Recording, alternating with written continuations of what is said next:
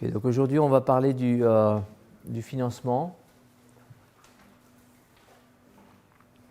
On avait commencé ça, il me semble. Est-ce qu'on avait fini la partie financement d'acquisition? Je crois que c'est ça qu'on n'avait pas fait. Hein?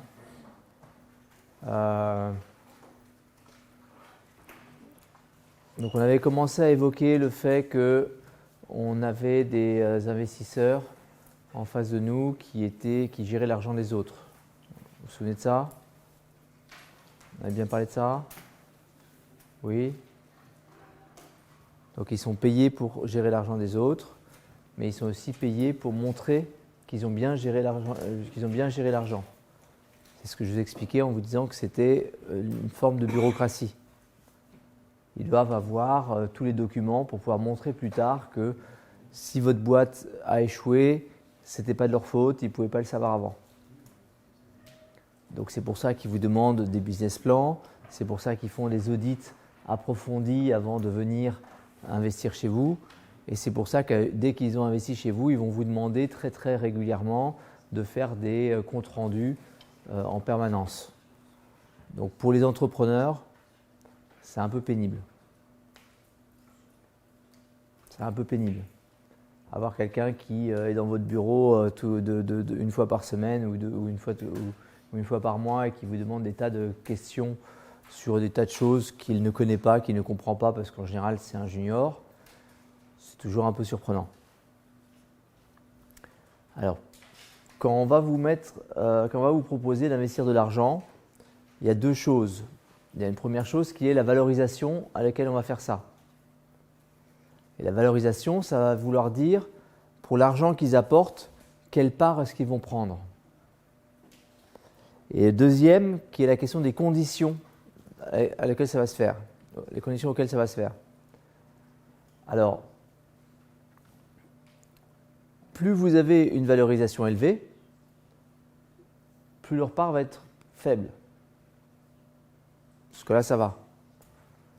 Mais plus ils vont essayer de demander des conditions compliquées pour vous, juste pour s'assurer qu'ils récupèrent leur argent. En général, donc les termes à comprendre, c'est le terme de valorisation pré-monnaie et post-monnaie. Donc valorisation avant l'apport de capital, ce qu'on appelle pré-monnaie,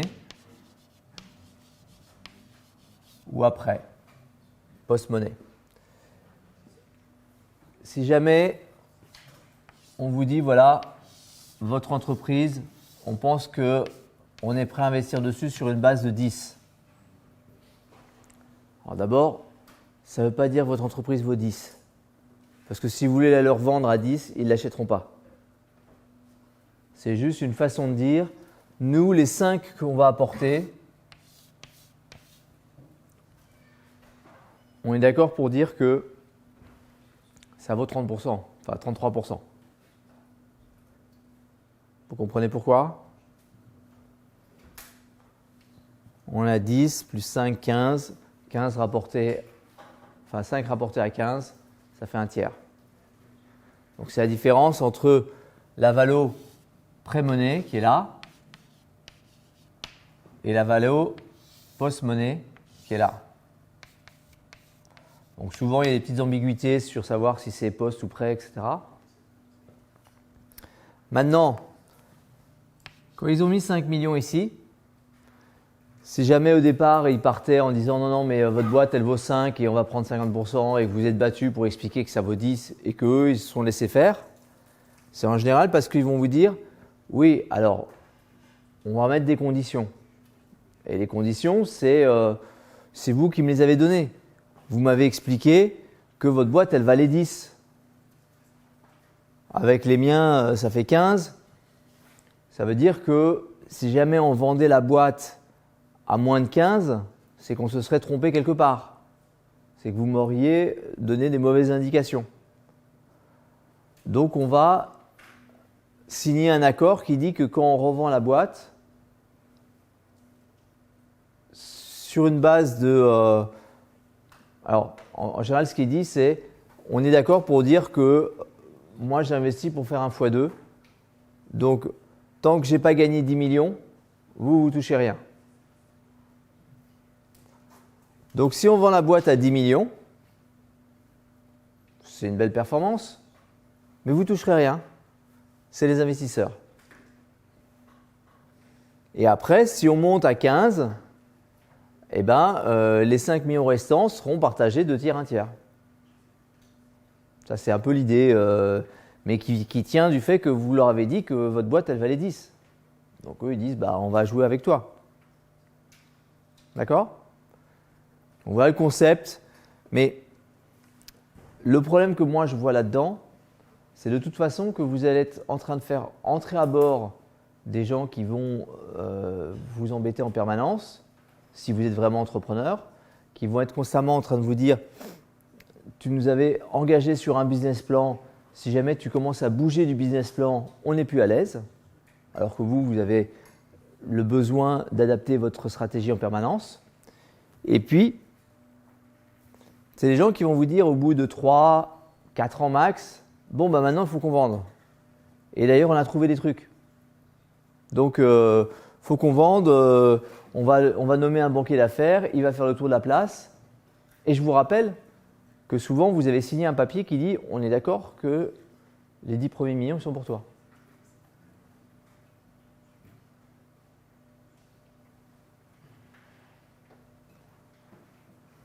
Donc du coup, ils vont confier à des banquiers d'affaires qui sont beaucoup plus intéressés par le business que les investisseurs peuvent leur donner que par le business que vous allez pouvoir leur donner.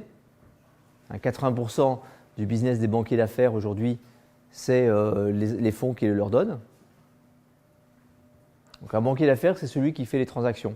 C'est celui qui fait le tour de la place en disant « tiens, j'ai une boîte à vendre, qu'est-ce que tu en penses ?»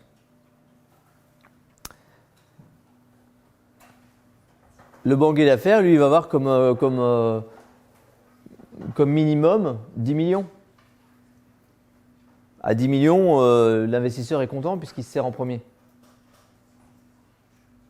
Et vous, à 10 millions, vous n'êtes pas content. Donc ça va être une deuxième bataille à avoir, de dire qu'on veut bien mettre la boîte en vente, mais que ce sera à un minimum de temps.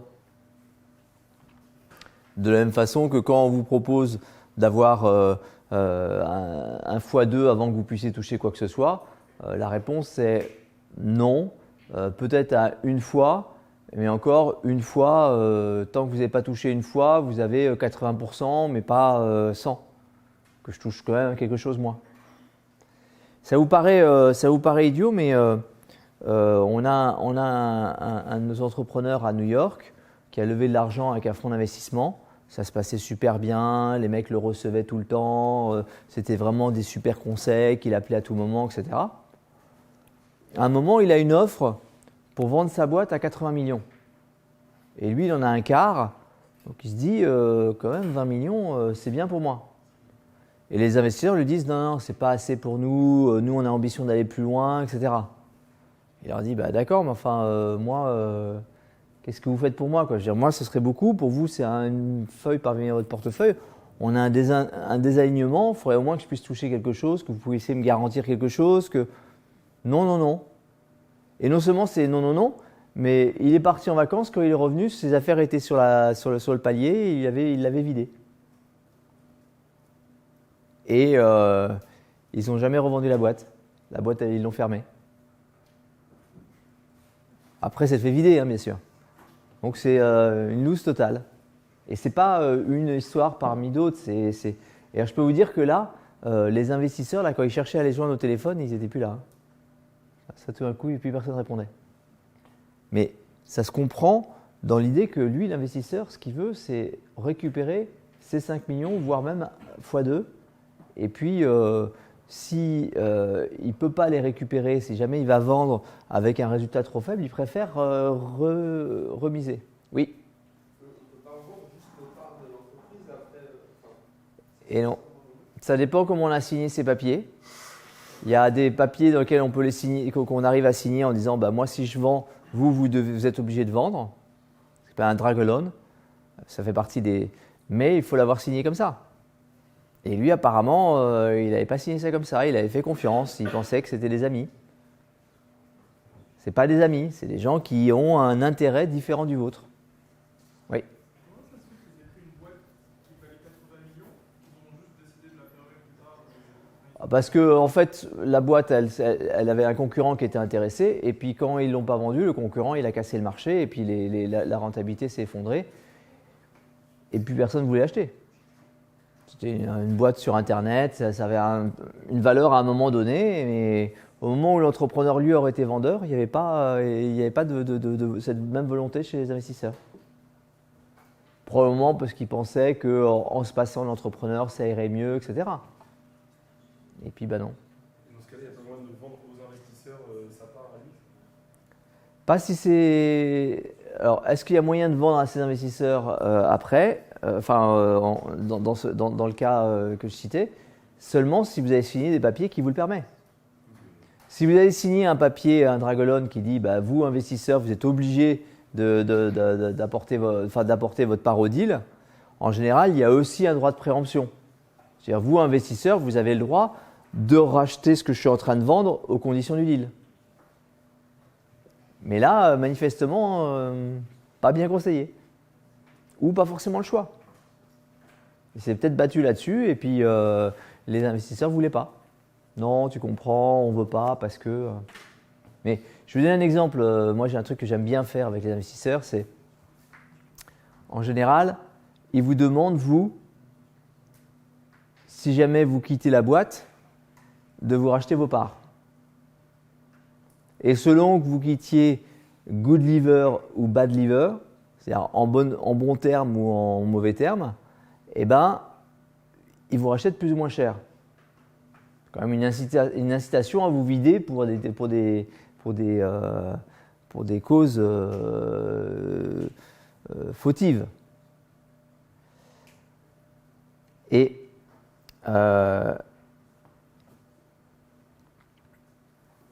si jamais vous leur dites mais pourquoi est-ce qu'il faut absolument que moi si je parte vous me punissiez comme ça, la réponse est, vous savez, nous on croit beaucoup à l'aspect humain de la relation entre nous, c'est sur vous qu'on mise et d'ailleurs vous c'est parce qu'on est là que vous êtes ok, etc. Donc la réponse que j'aime bien faire c'est ok, ouais bien sûr. Alors en revanche, vous si vous étiez amené à quitter le fonds, il faudrait que je puisse racheter les parts du fonds. Et bien sûr, dans des conditions… Et là, subitement, ça ne les intéresse plus. Mais la réalité, c'est qu'il y a de fortes chances qu'ils quittent le fonds. Pour aller dans un autre, pour aller faire autre chose, parce que le fonds s'arrête. Il y a plein de raisons. Donc c'est une technique de négociation parmi d'autres qui est de demander une réciprocité. Donc, je vous recommande de ne pas aller dans cette direction-là pour des tas de raisons. J'ai fait un article il y a quelques années dans le Journal du Net, mais qui est toujours d'actualité. Donc vous cherchez Ordonneau, Journal du Net, et puis vous allez trouver l'article probablement. Et ça avait fait pas mal de scandale à l'époque. Mais je suis, c'est 6 ans ou 7 ans plus tard, je suis toujours d'accord avec ça. L'idée c'est vous emmener à bord des gens qui ne sont pas vos amis. Vous emmenez à bord des gens qui sont là pour le projet et pas pour l'entrepreneur. Ok ? Maintenant, il y a un truc qui est un petit peu différent, mais un petit peu seulement, c'est les financements d'acquisition. Alors, le financement d'acquisition, c'est un petit peu différent. Pourquoi ? Parce qu'en fait, en général, on arrive à faire intervenir de la dette dedans. Alors, qu'est-ce que ça veut dire ? Vous avez une cible, une société, et c'est une société qui va produire, mettons pour l'idée, elle va produire 3 millions d'EBITDA, de BE. Vous vous souvenez, on avait évoqué ce terme. C'est la capacité à créer l'argent, à créer la valeur pour l'entreprise. C'est un petit peu… Ce n'est pas exactement le résultat net. Dans le résultat net, il y a déjà les impôts en moins, il y a des dépréciations en moins, il y a des frais financiers en moins.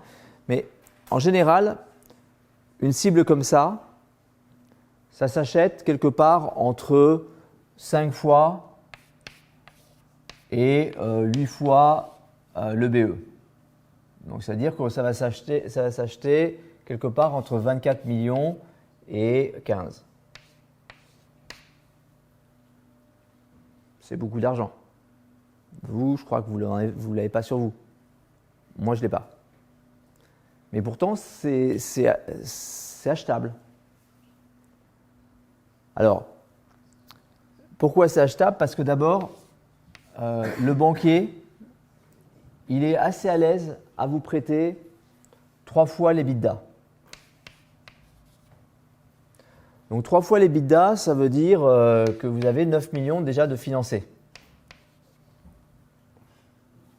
Donc il vous reste à trouver entre les deux, sachant que ce prix-là, c'est un prix sur lequel il ne faut pas aller. C'est le prix où vont les investisseurs actuellement quand ils sont en train de se battre à 10 sur le même dossier. En général, quand vous allez voir un entrepreneur, c'est plutôt autour de ce prix-là que ça se passe. Et le sujet devient donc comment je fais pour trouver les 6 millions qui me manquent. Alors la réponse que nous qu'on met assez systématiquement, c'est de dire, en fait, nous on pense que ta boîte elle vaut 15, peut-être même 16, mais en revanche, qu'est-ce que tu vas faire de tout cet argent? Parce que tu vas avoir 9 millions d'euros dans la poche, et les 6 ou 7 millions de plus, qu'est-ce que tu vas en faire? Et globalement, vous savez, 9 millions, les gens, une fois qu'ils ont acheté leur appart, qu'ils ont acheté le yacht ou le truc dont ils rêvent depuis tout le temps, ou le chalet à la montagne dont ils rêvent depuis tout le temps, le reste, ils ne savent pas très bien quoi en faire. Ils vont essayer de le placer, mais ils ne savent pas. Donc du coup, 9, c'est déjà énorme. Donc nous, on va leur proposer un placement sur les 6 ou 7 restants. On va dire, nous on est prêt à payer plus si tu es prêt, toi, à réinvestir dans une boîte, alors pas tout ton argent, hein, une part minoritaire de ton argent, que tu vas réinvestir dans une boîte que tu connais, avec un entrepreneur que tu as l'air de reconnaître comme étant un bon. Ok? Donc ça veut dire qu'on a le banquier qui est OK pour prêter de l'argent, mais pour ça, il veut qu'il y ait de l'argent non bancaire qui a été mis à côté. Donc vous allez voir le banquier, vous lui dites tiens, une boîte comme ça, tu es prêt à financer quoi? Lui, il va faire ses petits calculs, il va dire en gros 9. Vous allez voir l'investisseur, enfin le vendeur, vous allez lui dire bon moi j'ai 9 de sûr, au-dessus, je peux te le donner sous certaines conditions. Et les conditions, c'est que tu réinvestisses les 7 et tu vas me les prêter sous une forme qui va être relativement rentable. C'est-à-dire là où tu vas avoir du mal à trouver un investissement au-delà de 3%, moi je vais te proposer du 6% par an et puis je vais te proposer à la fin de te rémunérer sur le profit qu'on fera. De faire un partage de profit. D'accord? Donc on est avec une structure comme ça. On a une structure en haut qui va racheter 100% de l'entreprise et elle va avoir l'entrepreneur ici qui va toucher de l'argent et donc en échange, il va apporter ses actions et puis il va recevoir aussi, donc là c'est une partie de ses actions et l'autre partie des actions, il va recevoir une dette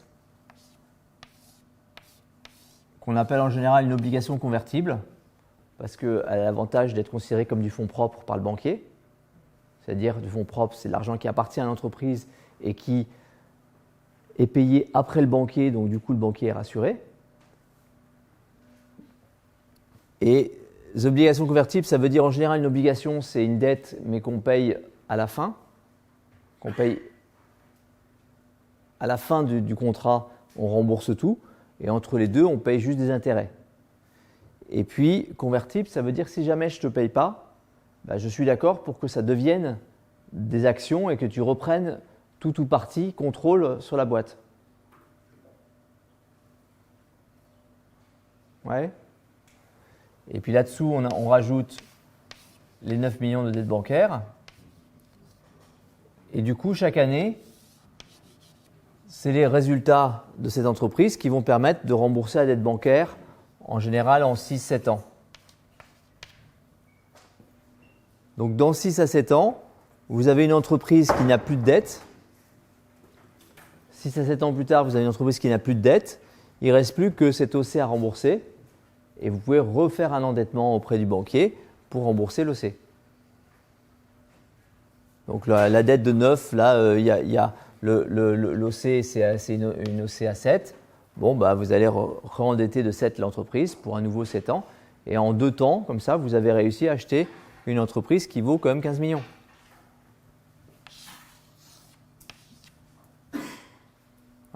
C'est pour vous dire que souvent, les entrepreneurs, c'est presque plus facile de faire des acquisitions d'une entreprise que de créer de zéro une entreprise équivalente. Maintenant, le problème, c'est que tout le monde sait ça.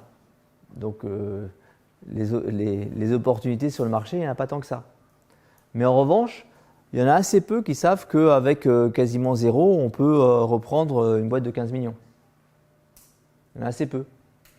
En général, les gens, ils font... Moi, avec mes copains et mes parents, je peux arriver à mettre 1 million. Donc du coup, comme il faut un de dette pour un ou 2 de dette pour un, du coup, je peux acheter un truc de 3 millions maximum. Bah non. Avec 1 million, tu achètes ça si tu veux. Ça dépend du prix auquel tu l'achètes. Si c'était à 8 fois l'EBITDA, si c'était à 8 fois le BE, on ne pourrait pas acheter. C'est une question de prix, de valeur d'entreprise. OK? Good. Donc ça, c'est un point que je voulais voir avec vous. Sur la stratégie, donc je voulais juste reboucler sur la stratégie. Je vous ai parlé de comment ce qu'on fait comment voir le monde comme un écosystème. Donc faire en sorte que tous les partenaires que vous avez autour aient cette envie de vous faire réussir parce qu'à chaque fois que vous réussissez, c'est intéressant pour eux. L'autre question est la question du business model. C'est quelque part la réponse à comment on fait si on ne veut pas faire venir des investisseurs qui, comme je vous l'ai expliqué tout à l'heure, étaient un peu encombrants.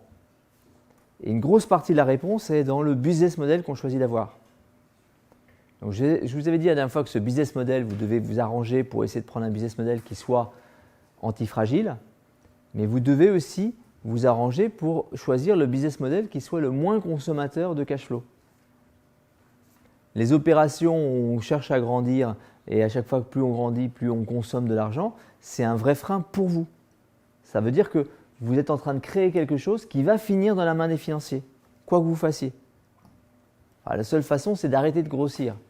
Mais en général, ce n'est pas possible d'arrêter de grossir. Arrêter de grossir, c'est laisser la place à quelqu'un d'autre. OK ?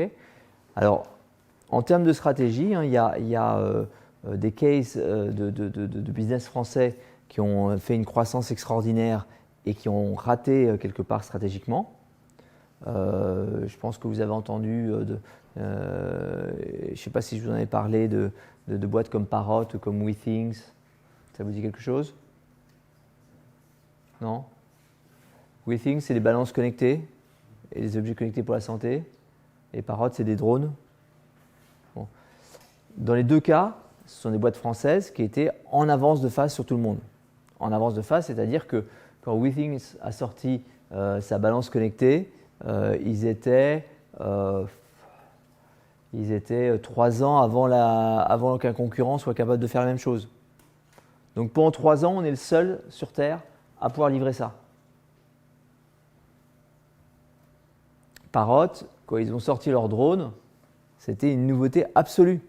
Personne n'avait l'idée qu'un drone, ça pouvait être un truc grand comme ça, léger de 300 grammes, qui se pilote avec son smartphone et qui soit capable d'une stabilité incroyable avec une jolie vidéo.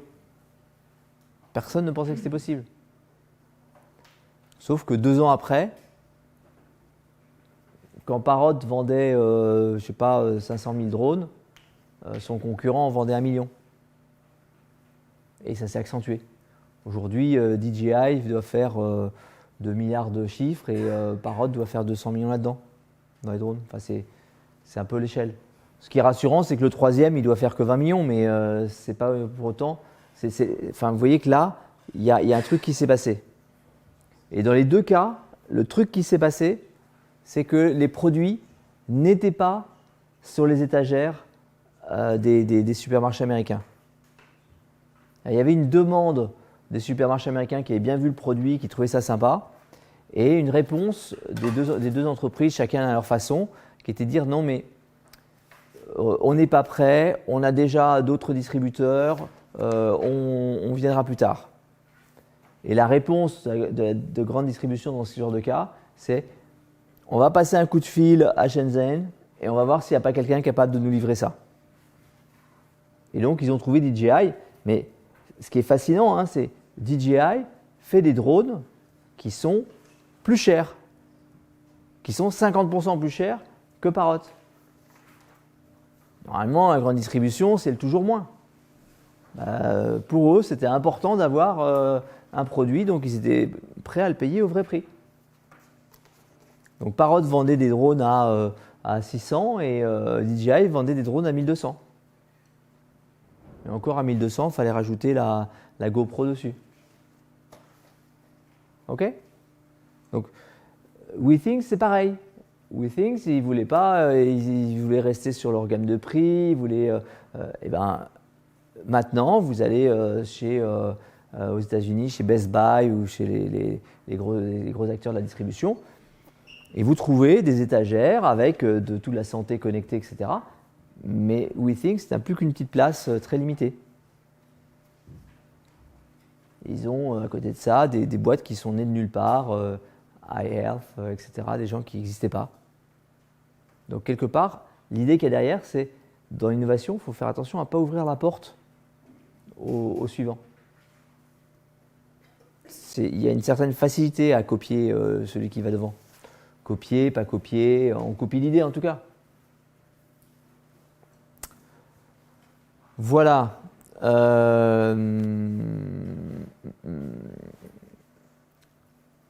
Bon, qu'est-ce que vous avez comme question à ce stade? Sur les questions donc on a vu depuis le début, donc l'entrepreneur, les différents métiers qu'il faut maîtriser, comptabilité, finance, comptabilité, droit, statistiques, les savoir-faire qu'il faut acquérir. On avait parlé de la psychologie aussi dans les trucs à maîtriser.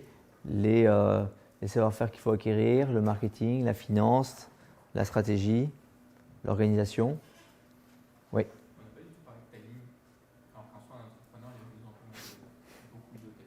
On n'a pas parlé de timing pour une raison, effectivement, une raison simple, c'est qu'il n'y a pas de timing.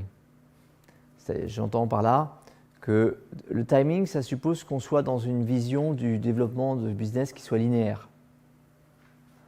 Or, le développement du business, c'est plutôt quelque chose comme ça. C'est une courbe de temps, une réussite. Et en fait, c'est plutôt un truc comme ça, le développement du business. Et le problème, c'est que ça, on ne sait pas. Ça, le temps, là, c'est une inconnue. Alors, je peux vous donner un élément de réflexion. Il y a des entreprises en France qu'on appelle les gazelles.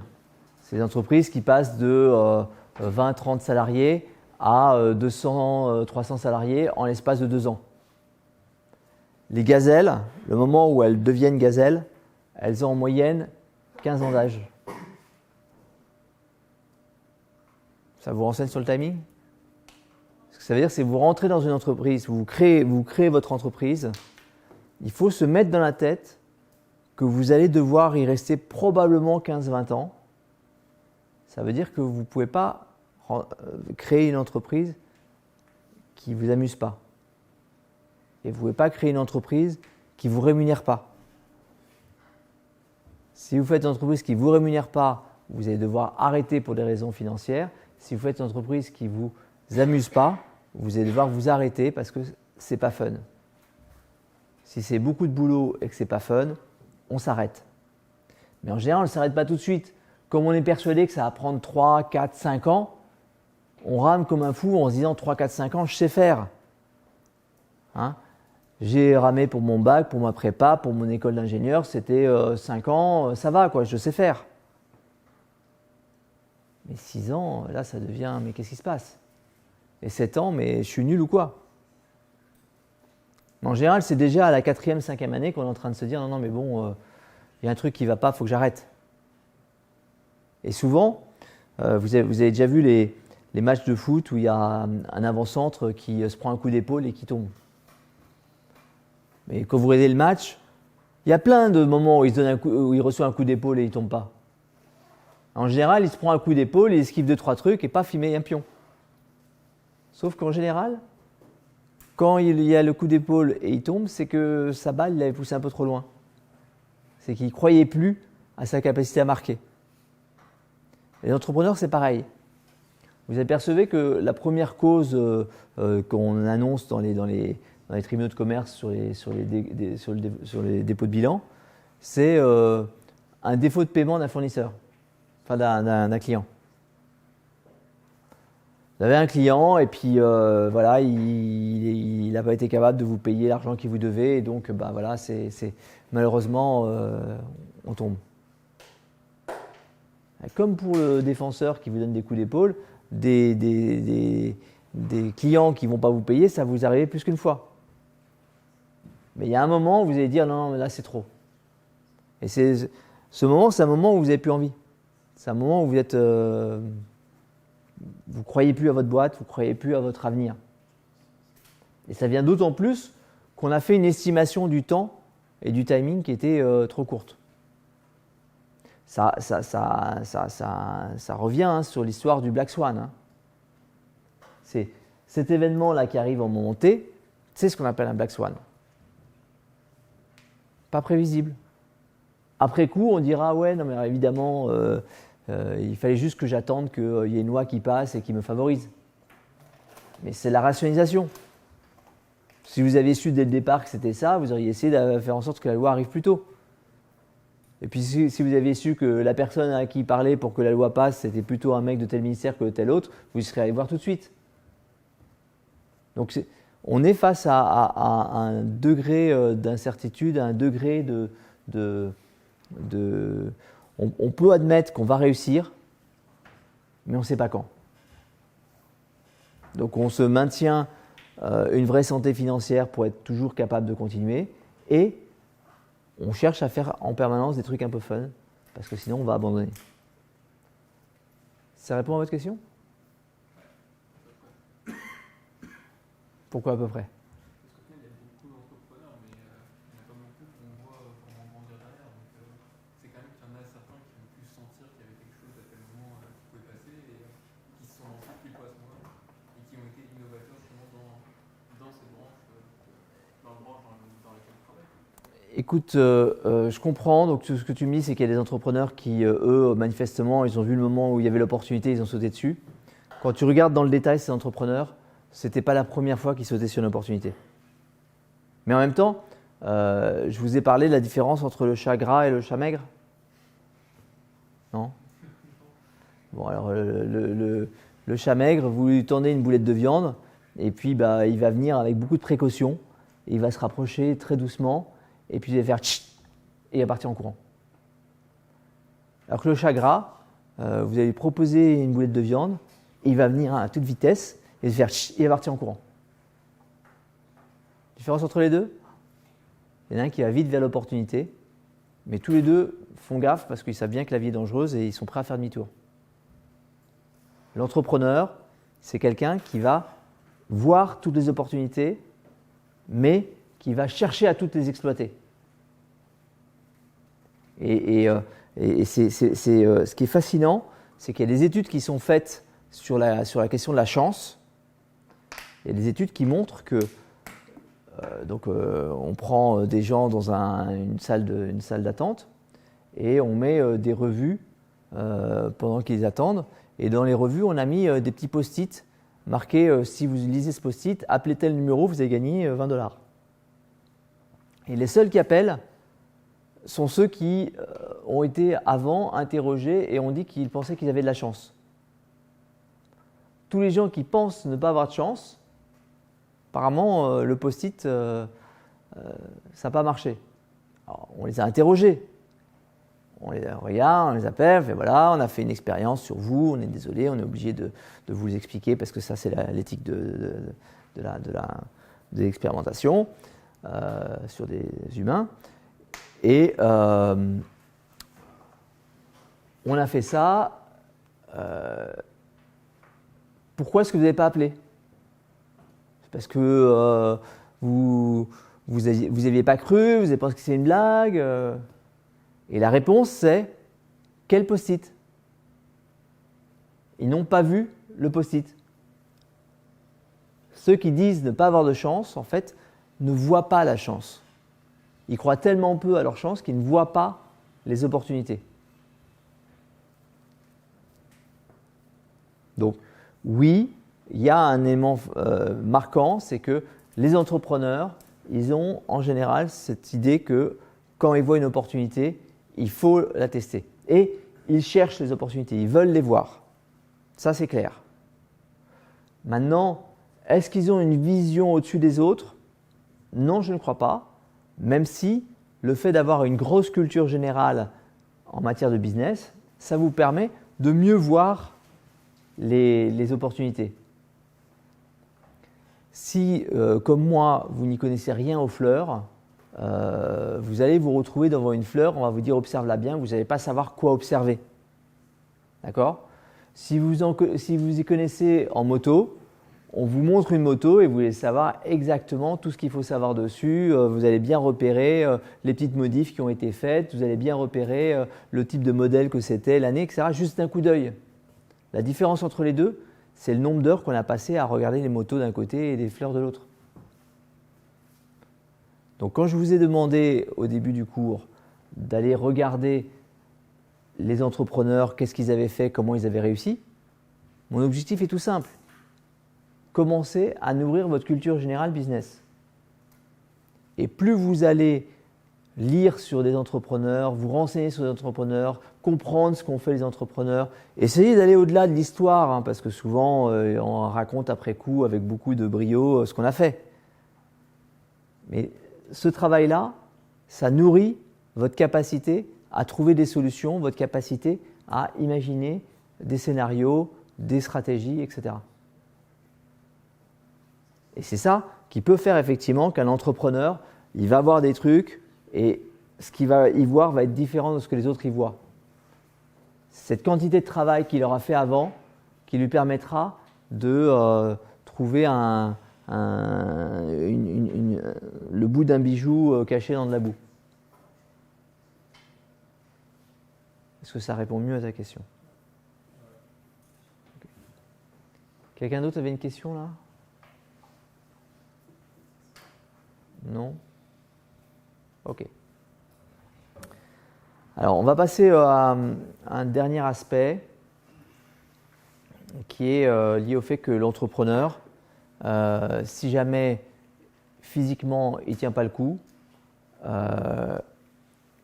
sa boîte s'écroule. Donc ça veut dire que vous êtes jeune et comme tous les jeunes, vous pensez que vous êtes éternel. Et sauf ceux qui ont eu des gros accidents et qui se réalisent que c'est pas si simple. Pour les autres, il va falloir comprendre que plus vous réussissez à être en bonne forme longtemps et plus vous allez pouvoir entreprendre longtemps. Alors moi j'ai un exemple personnel, j'ai un grand-père qui a entrepris quand il est parti à la retraite de l'armée. Donc c'est un général et puis quand il est parti à la retraite, il a lancé une petite association pour s'occuper notamment des handicapés mentaux adultes. Il se trouve que ma tante l'était, donc du coup c'était d'une certaine façon parce qu'il était face au problème, mais aussi avec cette idée qu'il faut que je m'en occupe aussi pour d'autres qui n'ont pas mes facilités. Et 31 ans plus tard, à sa mort, cette petite association avait 500 salariés. Ça commence à être une belle association. En fait, à Paris, c'est la plus grosse en matière d'hébergement de personnes âgées handicapées mentales. Être en forme, comme il l'a été, de 60 ans à 90 ans, lui a permis de faire une super entreprise, d'avoir une super réalisation. Il avait déjà une excellente carrière militaire, mais là, c'était autre chose. Et ce qui était fascinant, c'est tous les gens qui le rencontraient étaient incapables d'admettre qu'il avait 90 ans. Alors, 89, 90, 91 ans, bon, il avait un peu cette tendance à s'endormir pendant les réunions. Et puis, quand il se réveillait, il faisait « Alors, qu'est-ce que vous avez décidé ?» Puis là, ses collaborateurs lui disaient ce qu'ils avaient décidé. Il disait « Non, c'est pas du tout ça. » Donc, ça agaçait un peu. Mais mettons que jusqu'à 89 ans, donc pendant presque 30 ans, personne n'était capable de dire qu'il avait cet âge-là. Il avait le physique de quelqu'un de plutôt 70 ans. D'accord ? Et ça, c'est pas aberrant, puisqu'en fait, on est des vertébrés, et chez tous les vertébrés, quand vous voulez savoir l'âge maximum d'un vertébré, vous prenez l'âge qu'il a quand son squelette arrive à maturité, et vous multipliez par 6. Donc nous, c'est 20 ans qu'on multiplie par 6. D'accord ? Donc on est fait pour durer jusqu'à 120 ans. Après, selon ce que vous faites à votre corps, vous allez vous retrouver un petit vieux à 60 ans ou un petit vieux à 110 ans. C'est un choix.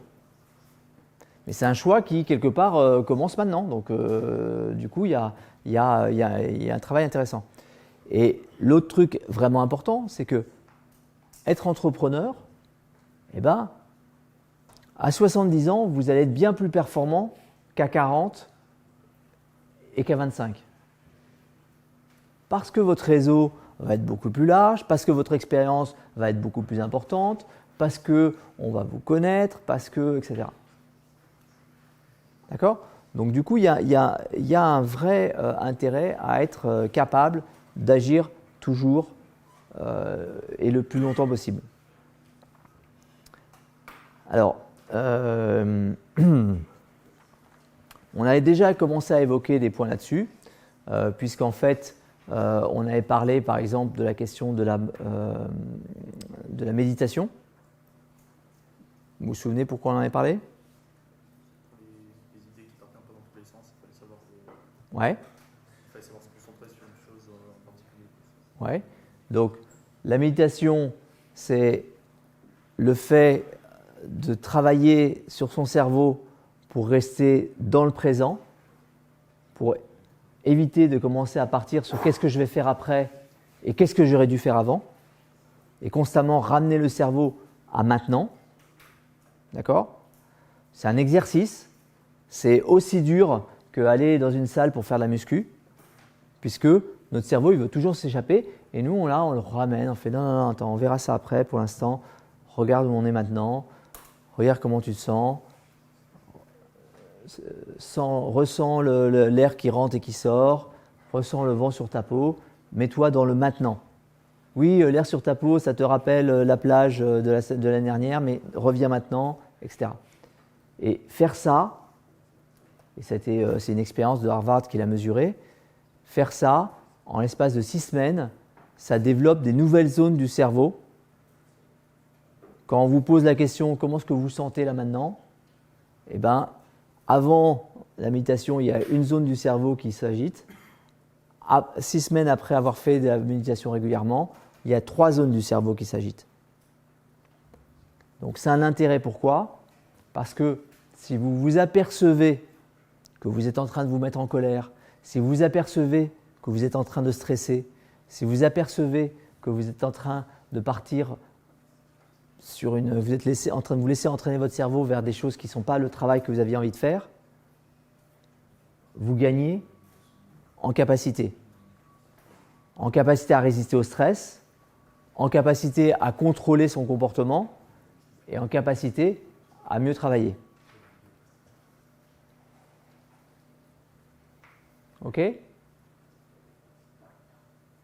comprenez l'intérêt?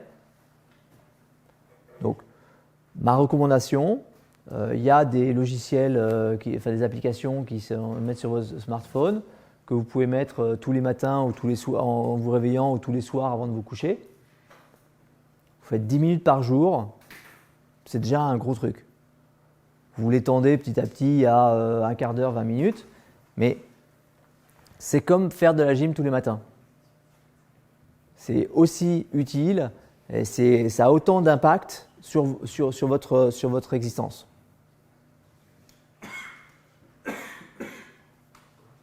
Qui ici ne fait pas de sport? Levez la main ceux qui ne font pas de sport.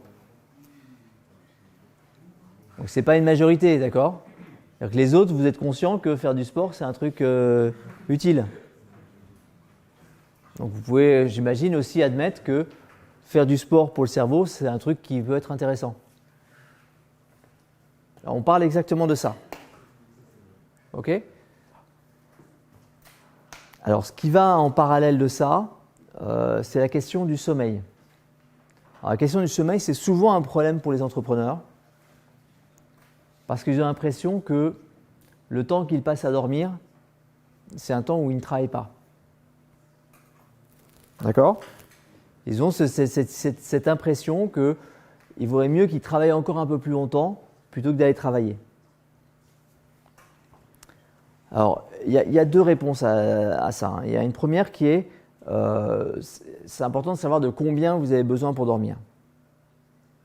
Et la meilleure façon de le savoir, c'est de se coucher tôt et de se lever tôt si vous avez suffisamment dormi. Mais en général, ce qu'on fait, c'est on se couche tard et on est obligé de se lever tôt. Et donc, on ne sait pas si on a suffisamment dormi. Et en plus de ça, ça a un gros problème, c'est que ça ne vous permet pas de bénéficier de la partie du sommeil utile. Alors, la partie du sommeil utile, enfin, toutes les parties du sommeil sont utiles, mais ça vous coupe d'une partie essentielle qui est le sommeil profond. Donc, si vous voulez, quand vous allez vous endormir, vous avez un sommeil léger, qui est d'ailleurs un vrai problème, parce que si on vous réveille à ce moment-là, il y a des chances que vous n'arriviez pas à vous rendormir dans la foulée.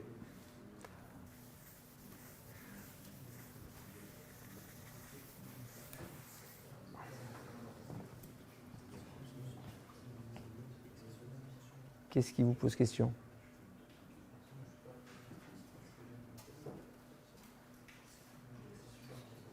Une question auquel je pourrais répondre? Une envie de parler? Ok. Donc, quand vous endormez la nuit, vous allez avoir une série de cycles. Un cycle, selon les personnes, ça va entre 1h15 et 1h15. Et en général, plus votre cycle est court, moins vous avez besoin de sommeil parce que finalement, vous allez faire vos cycles un peu plus vite. Mais ce n'est pas des trucs, c'est à la fois en fonction de votre personnalité, probablement en fonction de facteurs liés à votre lifestyle. Mais on va voir ça après.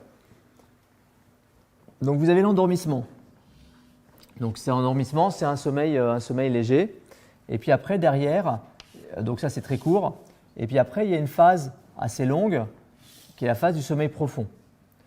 Et dans le sommeil profond, c'est un sommeil important parce que à la fois, c'est là que se fait la réparation de tout ce que vous avez comme petits bobos, de tout ce que vous avez comme réparation nécessaire au niveau physiologique. D'accord ? Donc comme c'est un moment où vous êtes complètement immobile et vous ne bougez absolument plus, ben, c'est parfait pour que vos cartilages se régénèrent dans vos articulations. C'est parfait pour que votre système immunitaire se remette en place. Et c'est là que se répare le corps. Donc quand vous faites du sport, si vous n'avez pas suffisamment de sommeil profond, eh bien, vous n'allez pas bénéficier du travail que vous avez fait de la même façon. Deuxième point, c'est aussi le moment où le cerveau fait le process de mémorisation. Alors, la mémoire n'est pas comme un ordinateur où on va mettre un fichier à un endroit et c'est OK. La mémoire, c'est plutôt une répartition un peu partout d'éléments de ce qui s'est passé et qu'on va relier ensemble.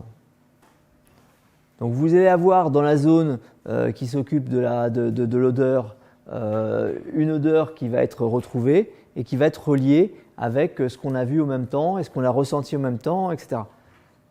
Ce qui veut dire que quand vous recherchez une information, souvent c'est intéressant, si on n'arrive pas à la trouver, d'aller la chercher de manière périphérique en essayant de penser à l'odeur qu'il y avait à ce moment-là, au bruit qu'il y avait à ce moment-là, au ressenti, aux visions qu'on avait, comment on se sentait. Tout ça, c'est en général rattaché par la mémoire, relié ensemble par la mémoire. D'accord ? Mais il n'y a pas un endroit où il y a votre mémoire de ce que je vous ai dit la dernière fois. Vous avez d'ailleurs retenu 5% de ce que je vous ai dit la dernière fois.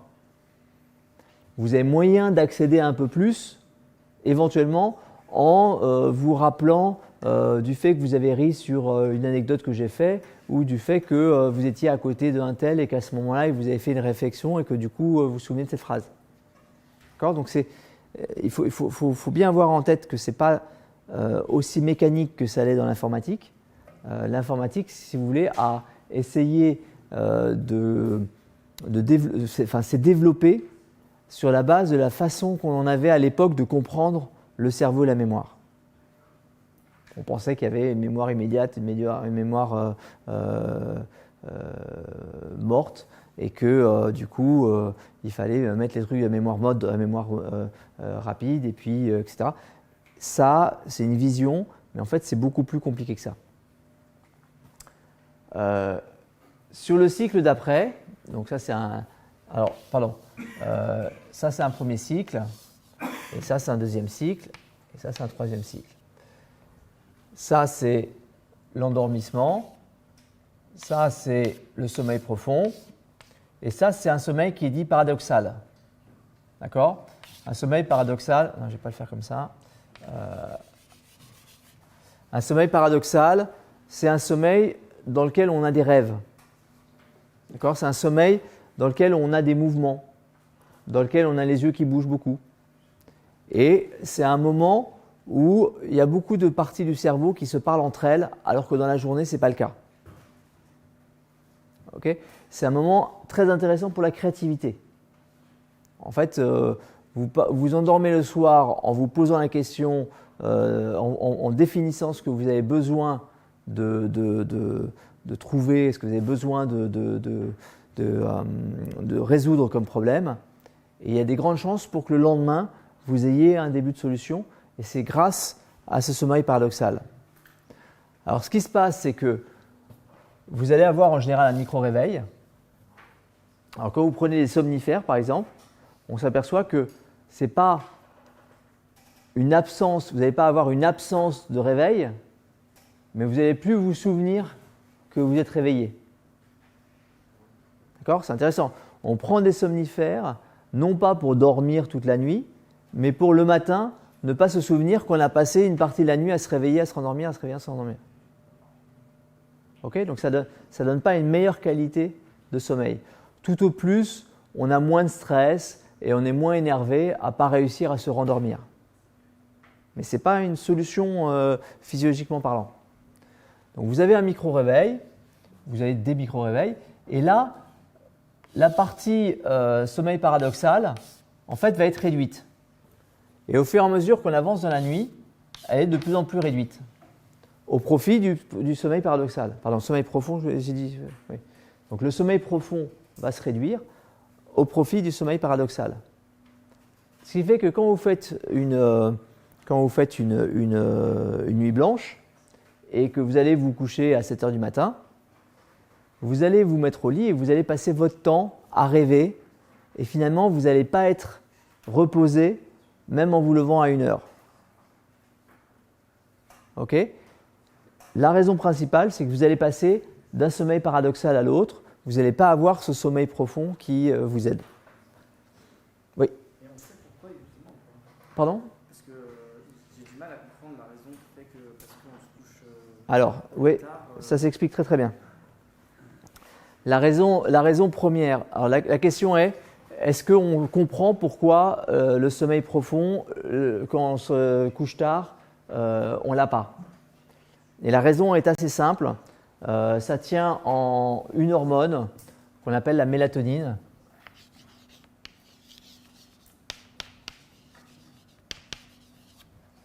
Alors c'est une hormone qui est assez extraordinaire parce qu'en fait elle se retrouve partout. Elle est présente chez les plantes, elle est présente chez tous les animaux. Et elle a un rôle assez intéressant, c'est de recaler l'organisme sur le cycle de 24 heures.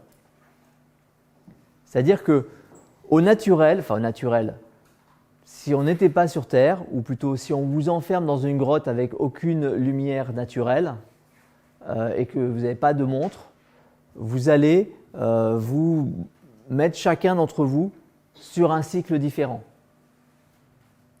Peut-être que ça va être 36 heures, peut-être que ça va être 12 heures. Chacun a un cycle naturel qui est différent, mais qui est rarement 24 heures.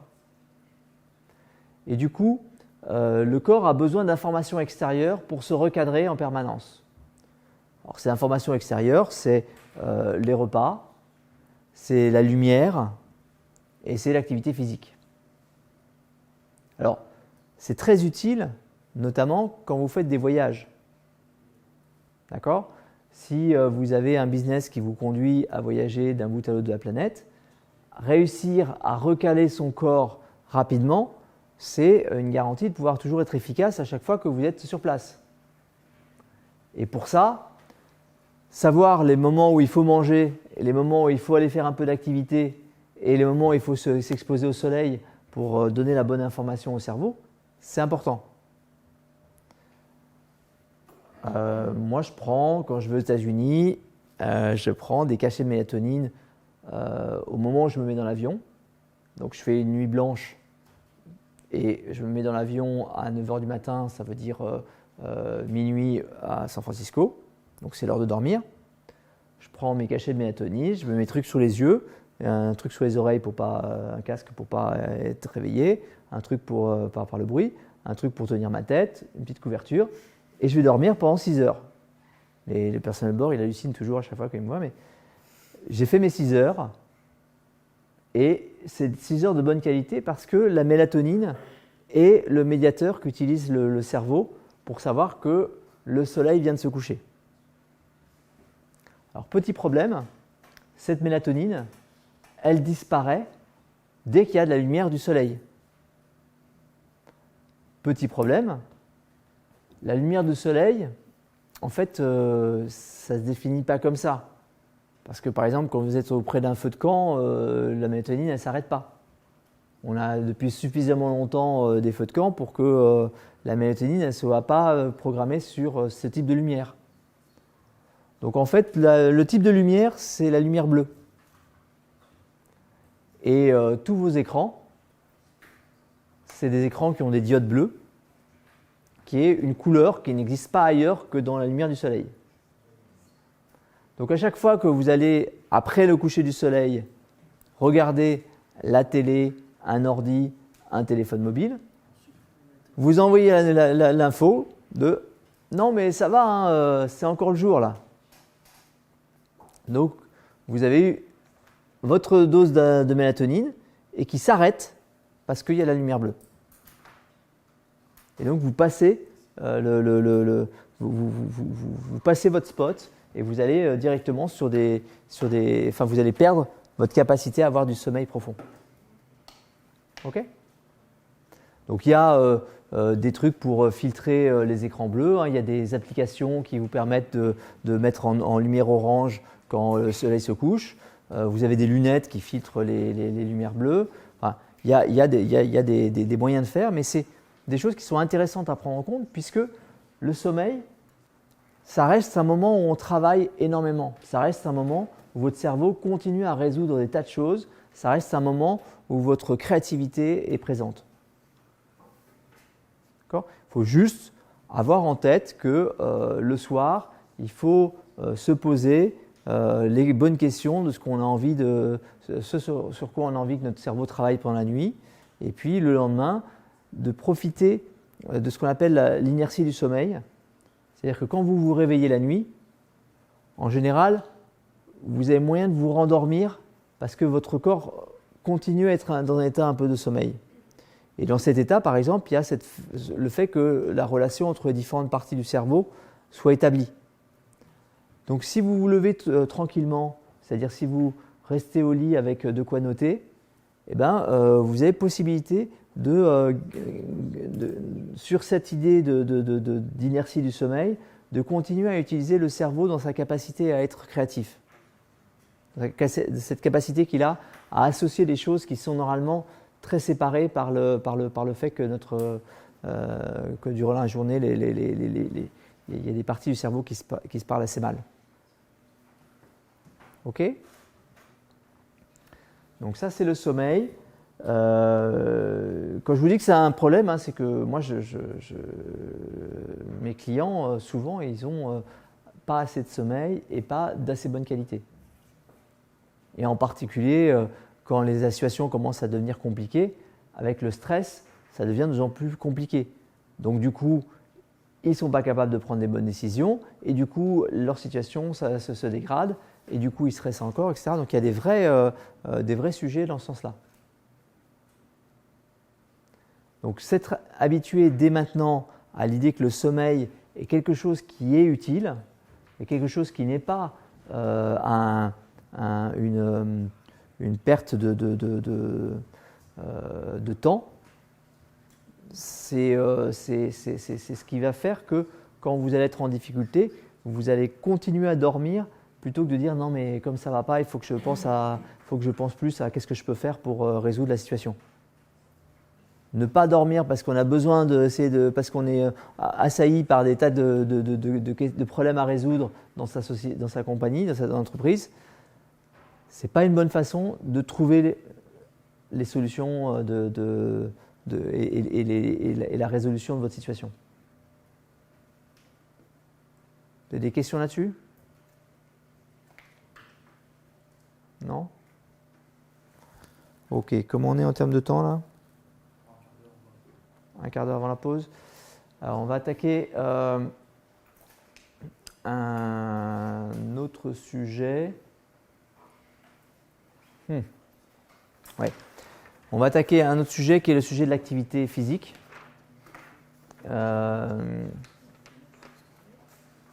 C'est un vrai sujet parce que qu'est-ce qu'est un niveau d'activité physique normal ? Qu'est-ce qui est un physique normal ? Je vous pose la question parce que quand on regarde les Cro-Magnons, qui sont exactement comparables à nous en termes de génétique, en termes ils avaient une taille moyenne d'1m85. Il y en a beaucoup qui font 1m85 ici ? Et les Cro-Magnons, en voilà un. Donc le Cro-Magnon, 1m85 de taille moyenne. Donc de taille moyenne, je vous rappelle qu'en France, la taille moyenne, c'est 1m75. 10 cm d'écart, c'est énorme. Et le Cro-Magnon, il avait un cerveau qui avait 20% de capacité en plus, de 20% de taille par rapport au nôtre. Donc la question de est-ce que c'était lui qui était le mec normal ? Et celui-là, en gros, c'est un mec qui courait un peu comme Usain Bolt. Donc est-ce que c'est lui le mec normal ou est-ce que c'est nous ? Maintenant, la difficulté, c'est qu'on ne peut pas passer 4 heures par jour à faire du sport. Donc du coup, comment est-ce qu'on fait avec le peu de temps qu'on a pour essayer d'être le plus efficace possible dans ce qu'on a à faire? Donc aujourd'hui, les recherches portent sur deux types d'activités. Les activités aérobiques, c'est des activités dans lesquelles le rythme de la respiration suffit à compenser l'activité, donc on n'est pas essoufflé. Donc typiquement la marche. Ça, les activités aérobiques ont un gros intérêt, c'est qu'elles oxygènent le cerveau. D'accord ? Donc on a fait des études avec des personnes âgées qui avaient une mémoire qui commençait à s'affaiblir, et on s'aperçoit qu'en les faisant marcher 1 heure par jour, leur hypothalamus, qui est l'endroit qui stocke la mémoire, reprend de la croissance. Jusque-là, l'idée c'était globalement, votre hypothalamus, vous perdez 1% par an. Et tout d'un coup, on s'aperçoit que juste parce qu'on décide de marcher 1 heure par jour, on a une croissance à nouveau de centre de la mémoire. Intéressant. À l'inverse, c'est-à-dire de l'autre côté de l'échelle, il y a ce qu'on appelle l'entraînement à haute intensité, enfin l'entraînement par intervalle à haute intensité. En anglais, c'est HIIT, High Intensity Interval Training. Je ne sais pas si vous avez entendu parler de ça. Non ? Vous ne connaissez pas ça. Alors ça consiste à dire, on va faire des exercices sur une durée assez limitée, c'est-à-dire 1 minute, 2 minutes maximum, mais à fond, c'est-à-dire dans lequel on va se mettre minable. Et on va prendre le temps qu'il faut pour récupérer, avant de recommencer comme ça 2 minutes, et on prend le temps qu'il faut pour récupérer, et on recommence comme ça 3-5 fois. Et ça, c'est aussi efficace que de faire une séance à 80% de 2 heures ou d'1 heure. Ça va vous prendre 5 fois 2 minutes, 5 fois 1 minute, et c'est équivalent enfin plus le temps pour récupérer, et c'est équivalent à aller passer 1h30 à la gym. Ça me paraît intéressant. Pardon ? Équivalent dans les capacités, les capacités qu'on y gagne. C'est-à-dire on est après avec une capacité physique, c'est-à-dire ce qu'on arrive à faire comme max d'effort, qui est équivalent à celui qui a fait 1h30 à pousser tranquillement sa barre. Alors ce qui va un pas plus loin, c'est ce qu'ils appellent le sprint interval training. Et là, c'est le sprint, c'est donc, comme son nom l'indique, on va faire du sprint, mais du coup, on ne va pas le faire pendant 1 minute, on va le faire plutôt pendant une grosse vingtaine de secondes.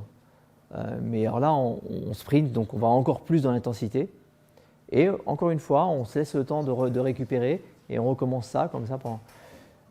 L'idéal, par exemple, c'est les escaliers. C'est-à-dire que vous montez 5 étages à fond, vous les redescendez tranquillement et vous prenez le temps que la respiration se fasse, que la respiration redevienne normale, et vous recommencez vos 5 étages, c'est que 20 secondes à chaque fois. Mais en termes d'efficacité, vous avez optimisé votre potentiel. OK ? Des questions ?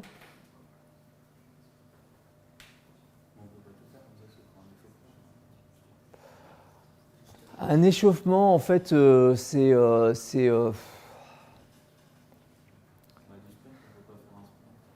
non, mais enfin, un échauffement, si tu veux, c'est 5 minutes, quoi. C'est pas, tu as besoin de monter ton rythme cardiaque à 80. Ça, c'est pas, tu fais quelques flexions, quelques pompes rapides, un peu de jumping jack. Tu fais 2-3 trucs pour remonter un peu le rythme cardiaque, pour avoir un peu chaud, en fait. Et échauffement, c'est vraiment l'idée d'avoir un peu chaud. Donc, tu veux monter la température du corps. Bon, bah, tu fais des petits trucs, des petites flexions, des petites Bon, c'est pas beaucoup plus que ça en fait. Parce que les questions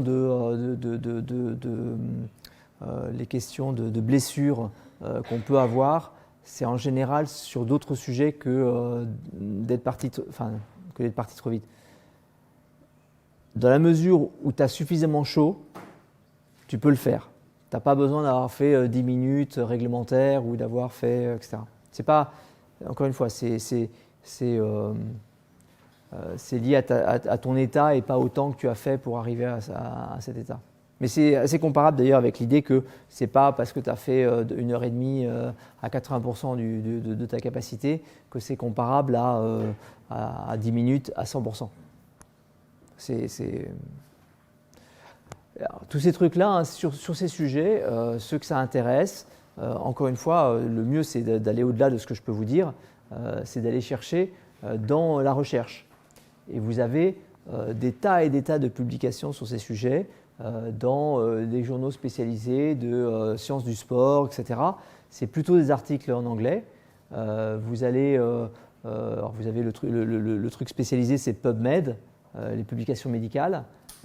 Mais sinon, vous allez sur Google Scholar et vous avez tous les études qui ont été faites sur ces sujets-là. Donc vous regardez qu'est-ce qui a été fait comme étude sur le temps nécessaire d'échauffement. Et vous allez voir des gens qui ont fait le travail de mettre des gens dans un sens puis dans l'autre. Il y a des gens qui ont fait. Enfin, c'est assez fascinant de voir ce qu'on arrive à faire à un sportif pour le plaisir de la science, quoi. C'est-à-dire qu'on voit des sportifs qui se font faire des biopsies 3 ou 4 fois dans la même séance pour voir aux différents moments le taux de glycogène qu'ils ont dans le muscle.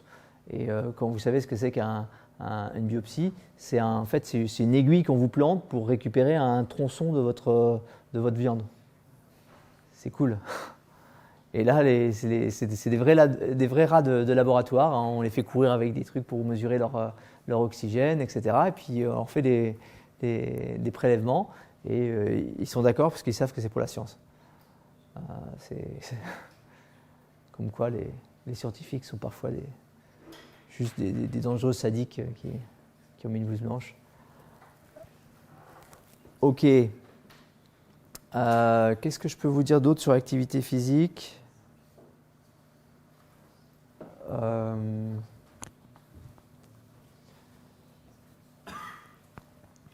L'ensemble de ces éléments-là, mon conseil, c'est de les intégrer dans le cadre d'une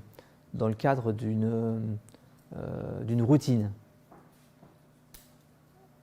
Alors, je pense qu'on verra ça après la pause, mais quand vous regardez qu'est-ce qui caractérise les gens qui ont une grosse réussite, en général, il y a une pratique de méditation. En général, ils font assez attention à leur sommeil, c'est-à-dire qu'en général, ils ont tendance à essayer de se lever le plus tôt possible, ce qui fait que probablement, ils sont obligés de protéger leur sommeil en se couchant tôt. Et l'autre truc qui est assez fréquent, c'est qu'ils organisent leur vie avec une routine très fixe. Vous avez des cas d'entrepreneurs, c'est assez classique, qui s'habillent tous les jours de la même façon. Du coup, c'est autant de cerveau qu'ils n'utilisent pas à se dire comment je vais m'habiller ce matin. Obama, c'était Michel qui lui mettait sa tenue sur le lit et puis lui, il n'avait pas à réfléchir, il avait juste à s'habiller. C'est pas complètement neutre, c'est-à-dire qu'on commence sa journée, on ne va pas gaspiller du temps de cerveau à se dire comment on s'habille. De la même façon, on ne va pas se lever et gaspiller du temps de cerveau à dire « Ah, quand est-ce que je vais faire mon sport maintenant? Quand est-ce que je vais faire ma méditation? Quand est-ce que je vais prendre mon petit-déj? » En fait, on a une séquence prédéfinie et on va faire la séquence et dans l'ordre où on l'a définie. On peut décider de l'améliorer et de la changer, mais c'est une séquence, c'est un ensemble de rituels. Et le plus facile pour les rituels, c'est de les rattacher à des rituels que vous avez déjà. Qu'est-ce que vous avez comme rituel actuellement ?